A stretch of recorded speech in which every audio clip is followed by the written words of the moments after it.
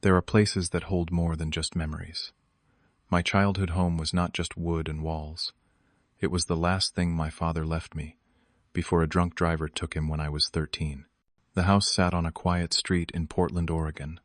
2 stories, white siding a porch, where Dad taught me to tie my shoes. When he died, the house became mine. Not immediately, but when I turned 18.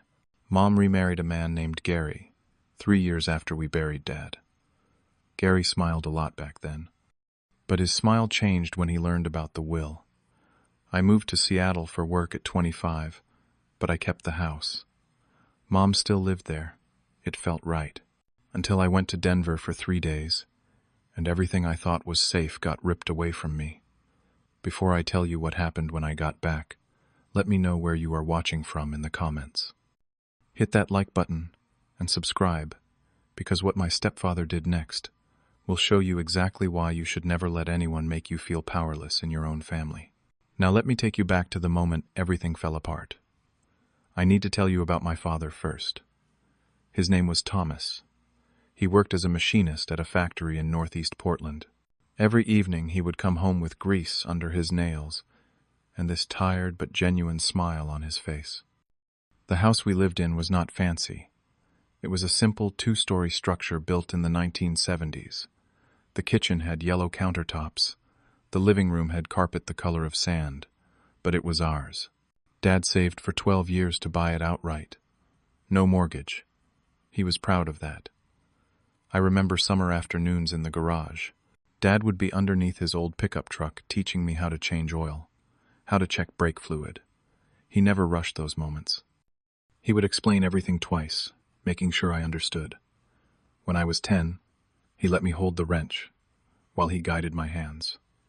That truck still sits in the garage, rusted now, but I could never get rid of it. The accident happened on a Tuesday in November. Dad was driving home from his shift. A man ran a red light going 60 in a 35 zone. The police said Dad died instantly. I was 13. Mom was 36. Everything stopped. The funeral was small. Dad did not have many friends, but the ones who came told stories about his kindness. How he would lend tools without asking for them back. How he would help neighbors fix their cars for free. The lawyer came to our house 2 weeks later. Dad had a will. Everything went to Mom except the house. The house was mine.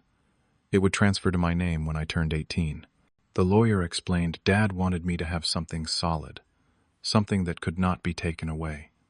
Mom cried when she heard that. She hugged me and said Dad always thought ahead. For a while it was just Mom and me. We grieved together. We ate dinner in silence. We kept Dad's room exactly as he left it. Then when I was 16, Mom joined a book club at the local library. That is where she met Gary. Gary was 42, worked in sales, and talked more than anyone I had ever met. He complimented Mom constantly, brought her flowers, took her to dinners. She seemed happy again, and I was glad. I wanted her to feel joy. They married a year later, in a small ceremony at the courthouse.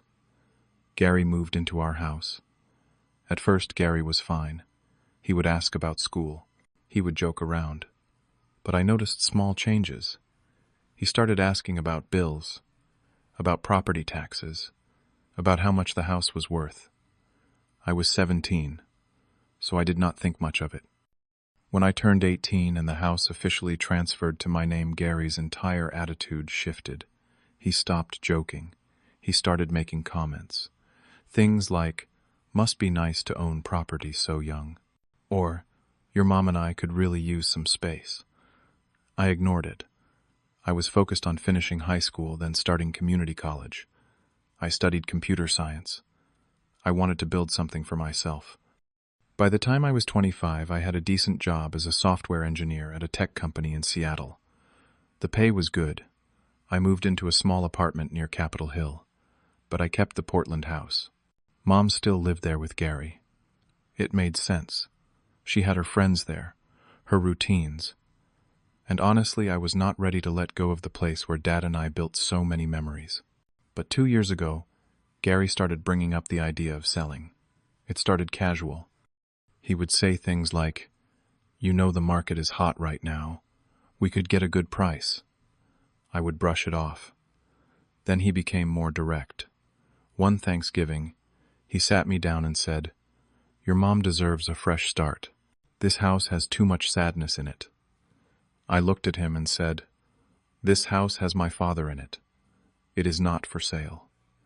Gary's jaw tightened. He called me selfish, said I was holding Mom back. Mom sat at the table quiet. She did not defend me.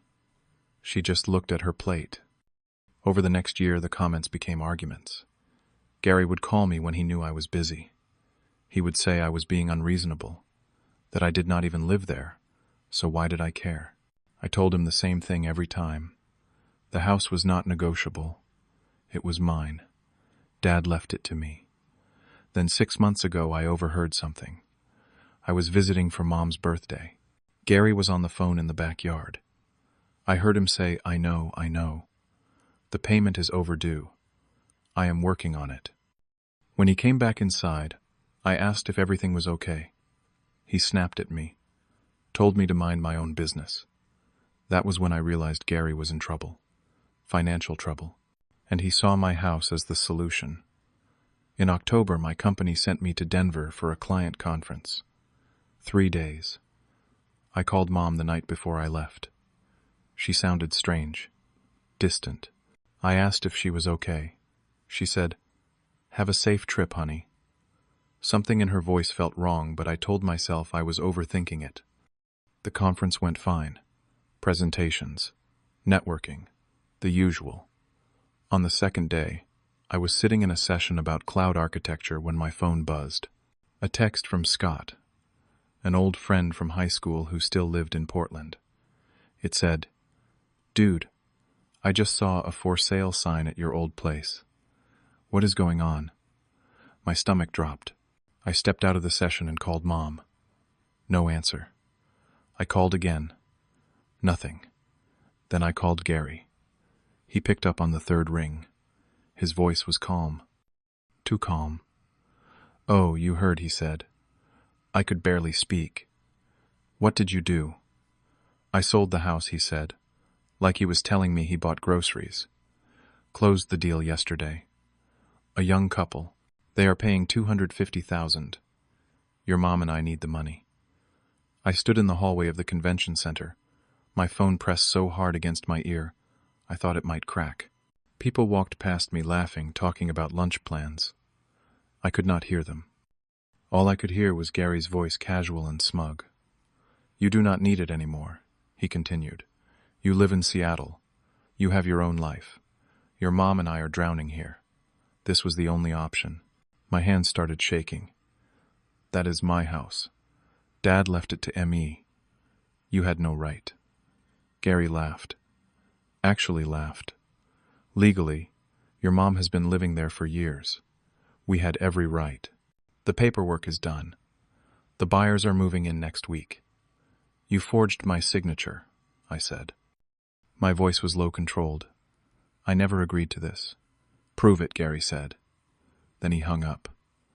I stood there for a full minute staring at my phone. Then I called my lawyer. His name is Dennis, a family attorney who handled Dad's estate years ago. I explained everything in a rush. Dennis listened, asked a few questions, then said, "Meet me at my office tomorrow morning. Do not talk to Gary again until we figure this out." I booked the next flight out of Denver. I did not care about the conference. I did not care about my boss calling, asking where I went. I sat on that plane looking out the window, replaying every conversation I ever had with Gary. Every time he hinted at selling. Every time Mom stayed silent. I landed in Portland at 11 p.m. I drove straight to the house. The lights were on. I could see Gary and Mom through the living room window. They were watching television like nothing had happened. I sat in my car for 5 minutes, breathing, trying to calm down. Then I walked to the door and used my key. Gary looked up when I came in. He did not seem surprised. Mom stood up from the couch, her face pale. "Chet," she said softly. I looked at her. Just looked. "You knew about this." She nodded. Tears started running down her face. We are in debt, Chet. Gary said this was the only way. The only way, I repeated. I turned to Gary. How much did you get? Gary leaned back on the couch, arms crossed. $250, like I told you. And how much of that is already gone? He did not answer. How much, Gary? Enough to cover what we owed, he said. What you owed, I corrected. Gambling debts. That is what this is about. Is it not? You got in over your head and decided my father's house was your way out. Mom let out a sob. Gary stood up, walked toward me. Stop being dramatic. You are 32 years old, not a kid anymore. Let it go. Move on. I felt something break inside me. Not anger, something colder. I looked at Mom. You let him do this. You watched him steal from me, from Dad's memory, and you said nothing. I am sorry, she whispered. Gary stepped closer. You need to leave. This is not your house anymore. I stared at him. Then I smiled. It was not a happy smile. It was the kind of smile you give someone when you realize they just made the biggest mistake of their life. Okay, I said. You win, Gary. I turned and walked out. I heard Mom call my name, but I did not stop. I got in my car and drove to a hotel near the airport. I sat on the edge of the bed staring at the wall. Then I called Dennis again. They did it, I said. They actually did it. Dennis sighed. All right. Here is what we are going to do. Dennis met me at his office at 8 a.m. He had already pulled the property records. Gary had indeed forged documents. He created a power of attorney form with my signature on it, giving Mom and himself the authority to sell the house. The signature was not even close to mine. Any handwriting expert would see it in seconds. This is fraud, Dennis said. We can pursue criminal charges. Gary could face 2 to 5 years in prison. What about the sale, I asked. Can we stop it? The closing has not finalized yet. If we move fast, we can kill the deal before any money changes hands permanently. I nodded. What do I need to do? Dennis pulled out a notepad. First, we notify the real estate company handling the sale. Second, we notify the buyers. Third, we notify the title company and the notary public.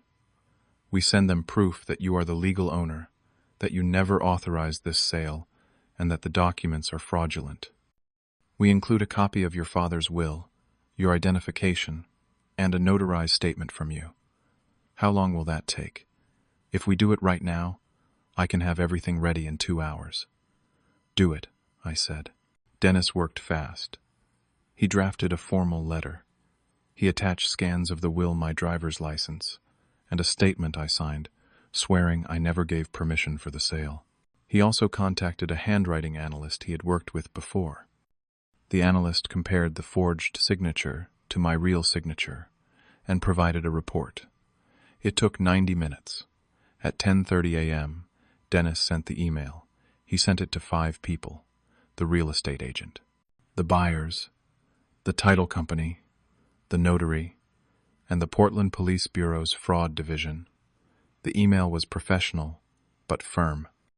It explained that the sale of the property was unauthorized, that documents had been forged, and that any attempt to proceed with the transaction would result in legal action against all parties involved.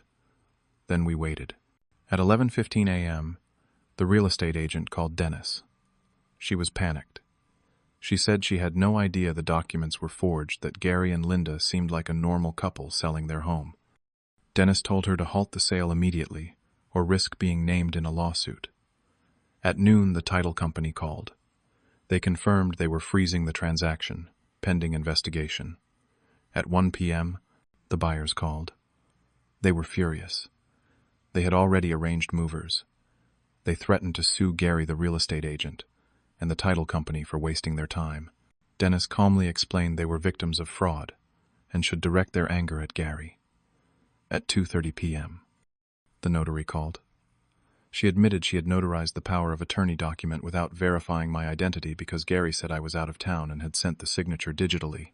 Dennis informed her that was a violation of notary law, and she could lose her license. By 3 p.m., The entire deal was dead. The buyers pulled out. The real estate company withdrew the listing. The title company sent a formal notice to Gary and Mom that the sale was void. At 4 p.m., the Portland Police Bureau called me. An officer named Detective Harper asked if I wanted to press charges. I told her I would decide after speaking with my lawyer. I sat in Dennis's office watching him work. He looked at me and said, "You just dismantled a fraudulent real estate deal in less than 6 hours. Gary has no idea what is coming." I did not hear from Gary that night, or the next morning. I stayed at the hotel waiting. Dennis said the fallout would hit soon. He was right. On the second day, at around 2 p.m., Gary's lawyer called Dennis. His name was Eric, and he sounded exhausted. He said Gary wanted to settle. He claimed Gary did not understand the legal implications, that it was a misunderstanding. Dennis laughed. A misunderstanding. He forged a legal document and tried to sell property he did not own. That is not a misunderstanding. That is fraud. Eric asked what it would take to make this go away. Dennis looked at me. I shook my head. "Tell Gary I will see him in court," I said. But then something unexpected happened. The bank froze Gary's accounts. Apparently, when the police opened their investigation, they flagged his financial activity. They found irregular transactions, large cash withdrawals, transfers to offshore gambling sites. The bank locked everything down pending the investigation. Gary could not access his money. He could not pay his bills. He could not do anything. On the third day, 72 hours after I sent that email, my phone started ringing. Gary. I did not answer. He called again and again. 12 times in 2 hours. I let every call go to voicemail. Finally, he sent a text. "Please, we need to talk. I made a mistake." I texted back. "Talk to my lawyer." An hour later, Eric called Dennis again. This time his tone was different. Desperate. He said Gary was willing to do anything to avoid criminal charges. Dennis asked what anything meant. "He will sign over any claim to the house. He will pay your client's legal fees. He will agree to a separation from Linda." I sat back in my chair.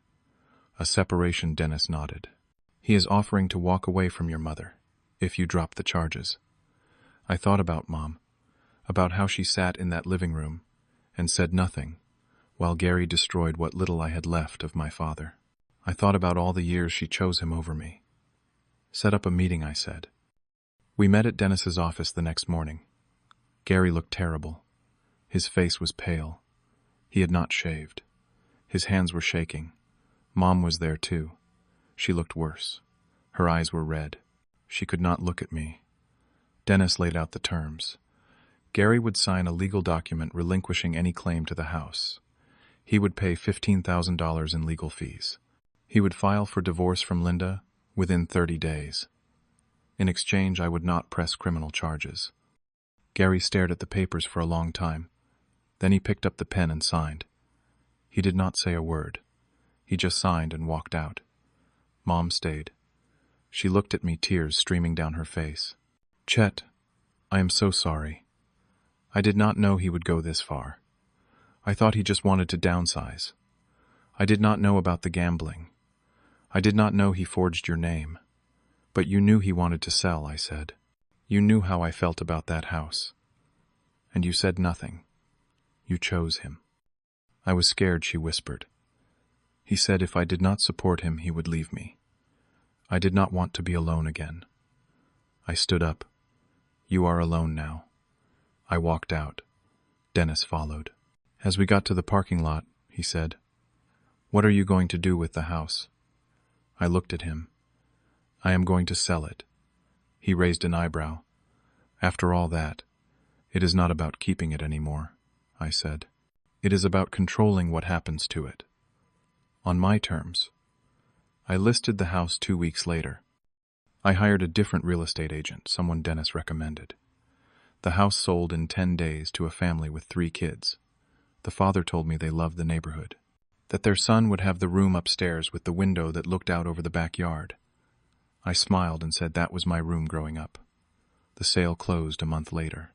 I walked through the house one last time before handing over the keys. I stood in the garage, looking at Dad's old truck.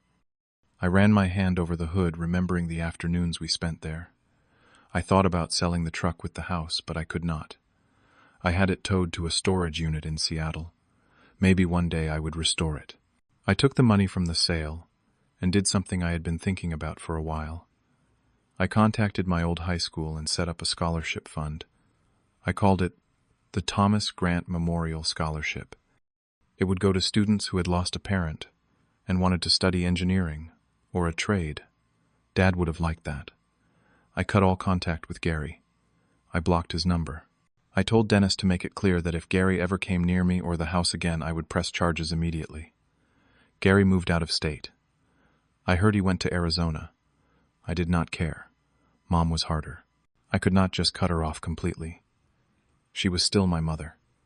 But I could not forgive her either. Not yet. Maybe not ever. I sent her money every month. Enough to rent a small apartment in Portland. Enough to live on. But I did not call. I did not visit. She sent letters. I did not open them. 6 months after everything happened, I was sitting in my apartment in Seattle drinking coffee when I got an email from the scholarship committee at my old high school. They said the first recipient had been chosen, a 17-year-old kid named Marcus whose dad died in a construction accident. He wanted to study mechanical engineering. The committee attached a photo. Marcus was standing in front of the school, holding the scholarship certificate, smiling. I stared at that photo for a long time. Then I closed my laptop and looked out the window. The city stretched out below me, lights flickering in the distance. I thought about Dad, about the lessons he taught me in that garage, about standing up for yourself, about not letting people take what is yours. That house is gone now. The walls where I grew up, the porch where Dad taught me to tie my shoes, the garage where we fixed cars together, all of it belongs to someone else. But what my father gave me, what he taught me about integrity and strength and fighting for what is right, that is something Gary could never touch. And in the end, that is all that really matters. I do not think about Gary anymore. I do not wonder what he is doing or if he regrets what he did. I do not waste energy on anger. But I do think about boundaries, about trust, about the people you let into your life and the power you give them. I learned that love does not mean letting people walk over you. It does not mean staying silent when something is wrong. It means standing firm, even when it hurts, even when it costs you something. Mom called me last month. I answered. We talked for 5 minutes. It was awkward. She asked how I was doing. I said fine. She said she was sorry again. I said I knew. We hung up. Maybe one day we will rebuild something. Maybe not. But I am okay with either outcome. I am not holding on to resentment. I am just holding on to myself. If you are watching this, and you have ever been in a situation where someone tried to take advantage of you, where someone you trusted and betrayed you, I want you to know something. You have more power than you think. You do not have to scream or fight or burn bridges. Sometimes all it takes is one clear, decisive action, one email, one phone call, one moment where you decide you are not going to let someone else write your story. So, let me ask you, have you ever had to stand up to someone you loved? Have you ever had to choose between keeping the peace and protecting yourself? Drop a comment below and share your story. Hit that like button if this resonated with you.